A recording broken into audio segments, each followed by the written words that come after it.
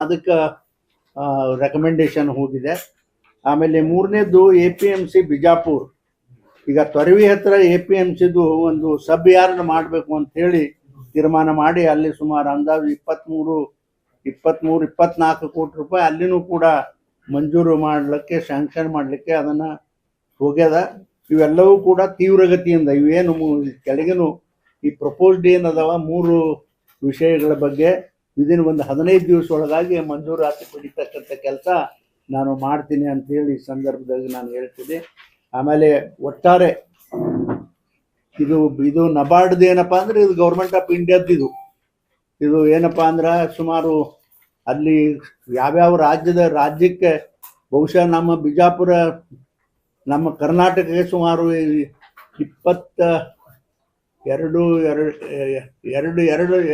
2,000 ಕೋಟಿ ಏನು ಅಂದಾಜು, ನನಗೆ ಡೆಫಿನೆಟಾಗಿ ಗೊತ್ತಿಲ್ಲ, ಅಂದಾಜು 2,000 ಕೋಟಿಯಷ್ಟು ಹಣವನ್ನು ಇಟ್ಟಿರ್ತಾರೆ. ಆ ಜಿಲ್ಲೆಗೆ ಎಲ್ಲೆಲ್ಲಿ ಏನೇನು ಅವಶ್ಯಕತೆ ಇರ್ತದೆ ಆ ಜಿಲ್ಲೆಯಲ್ಲಿ ಆ ಹಣವನ್ನು ನಿಗದಿ ಮಾಡ್ತಕ್ಕಂಥ ಕೆಲಸ ಅಲ್ಲಿರ್ತಕ್ಕಂಥ ಅಧಿಕಾರಿಗಳು ಮಾಡ್ತಾರೆ.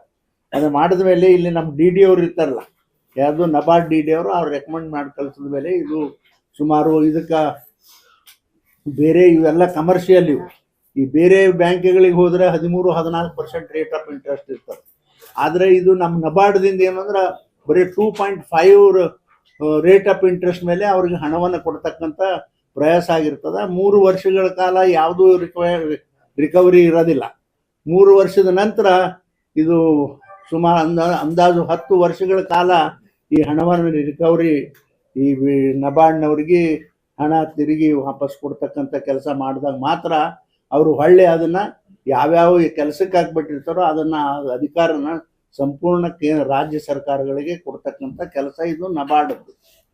ಅದಕ್ಕಾಗಿ ಈಗ ಪ್ರಪೋಸ್ಡ್ ಕೂಡ ಇಲ್ಲಿ ಒಂದು ಮೂರು ಕೆಲಸಗಳು ಮಾಡ್ಯಾರ. ಇವು ಸುಮಾರು ಅಂದಾಜು 127.7 ಕೋಟಿ ರೂಪಾಯಿದ್ದು.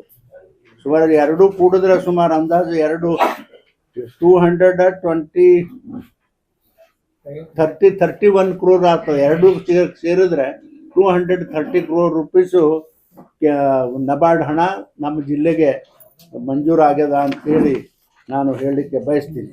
ಈಗ ಏನಪ್ಪ ಅಂತಂದ್ರೆ ನೋಡ್ರಿ, ಇವರು ಪದೇ ಮೋದಿಯವ್ರ ಮೇಲೆ ಬರೀ ಬೊಬ್ಬೆ ಹೊಡೆಯೋ ಕೆಲಸ ಮಾಡ್ತಾರೆ ರಾಜ್ಯ ಸರ್ಕಾರದವರು. ಆದ್ರೆ ಮೋದಿಯವರು ಕೇಂದ್ರ ಸರ್ಕಾರದ ಏನೇನು ಹಣ ಬರಬೇಕು ಅದು ಸರಿಯಾಗಿ ಅವರು ಕಳಿಸ್ತಾರೆ. ಆದ್ರೆ ತಮ್ಮ ಹಣ ಅದನ್ನು ಸರಿಯಾಗಿ ಗ್ವಾಳೆ ಆಗಿಲ್ಲ ಅನ್ನೋ ಕಾರಣಕ್ಕೆ ಇದನ್ನು ಇಟ್ಕೊಂಡು ಕುರ್ಚಿ ಮೇಲೆ ಕೂತ್ ಬಿಟ್ಟಿರ್ತಾರೆ ಅವರು. ಆದ್ರೆ ಹೇಳೋದೇನು, ಕೇಂದ್ರ ಸರ್ಕಾರ ಹಣ ಕೊಟ್ಟಿಲ್ಲ, ಯಾವುದು ಕೊಟ್ಟಿಲ್ಲ. ಈಗ ನೋಡ್ರಿ, ನೀವು ಒಂದೇ ಒಂದು ಉದಾಹರಣೆ ಹೇಳ್ಬೇಕಾದ್ರೆ ನಮ್ಮ ಇಂಡಿ ಮತ್ತು ಸಿಂದಗಿ ಬ್ರಾಂಚ್ ಕೆನಾಲ್ಗಳ ರಿಪೇರಿ ಸಲುವಾಗಿ ಸುಮಾರು 2,667 ಕೋಟಿ ರೂಪಾಯಿನ CWC ಒಳಗೆ ಮಂಜೂರಾಯ್ತಪ್ಪ. ಮಂಜೂರಾದ್ಮೇಲೆ ಈಗ ಸ್ಟೇಟ್ ಗೌರ್ಮೆಂಟ್ಗೆ ಕಳಿಸ್ಯಾರ. ಈಗ ಅವರು ತಮ್ಮ ಪಾಲಿನ ಹಣ ಕೊಡ್ಬೇಕಲ್ಲ, ಅದು ಕೊಡಂಗಿಲ್ಲ ಅವರು.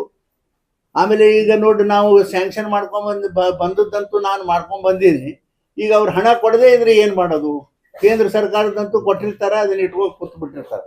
ಎರಡನೇದು, ಈಗ ಜಲಧಾರ ಯೋಜನೆ, ಕೇಂದ್ರ ಸರ್ಕಾರದ ಜಲಧಾರ ಯೋಜನೆಗೆ ಬಿಜಾಪುರಿಗೆ 2,000 ಕೋಟಿ ಹಣವನ್ನು 2,000 ಕೋಟಿ ಹಣವನ್ನು ಇದಕ್ಕೆ ಇಟ್ಟಿದ್ದಾರೆ ರಾಜ್ಯ ಸರ್ಕಾರದಲ್ಲಿ, ಅಥವಾ ಕೇಂದ್ರ ಮತ್ತು ರಾಜ್ಯ ಸರ್ಕಾರ ಸಂಯೋಜನೆಯಲ್ಲಿ ಇರ್ತಕ್ಕಂಥದ್ದು.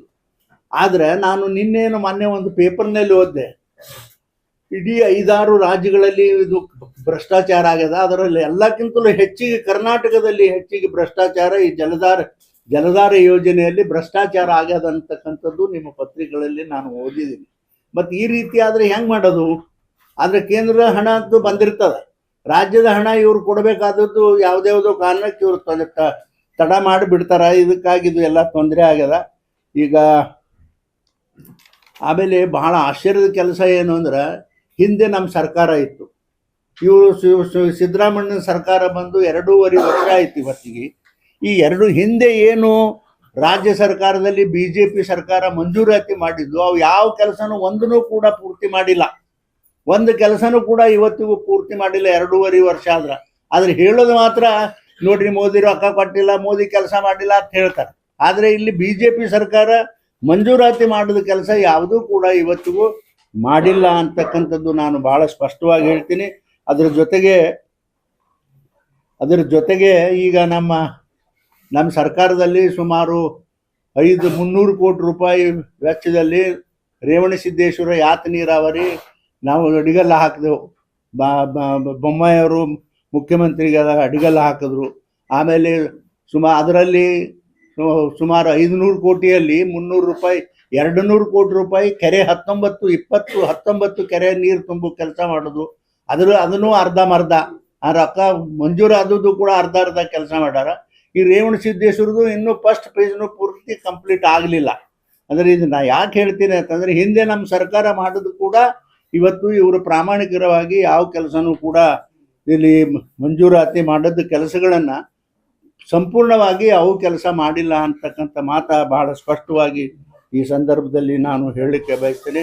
ಆಮೇಲೆ ಇನ್ನೊಂದು ಆಶ್ಚರ್ಯ ಏನಪ್ಪ ಅಂತಂದರೆ, ಈ ಚಡಿಚಾಣ ಯಾತ ನೀರಾವರಿ ಅದು ನಮ್ಮ ಸರ್ಕಾರದಾಗ ಆಗಿಲ್ಲ, ತಮ್ಮದೇ ಸರ್ಕಾರದಾಗ ಆಗಿತ್ತು.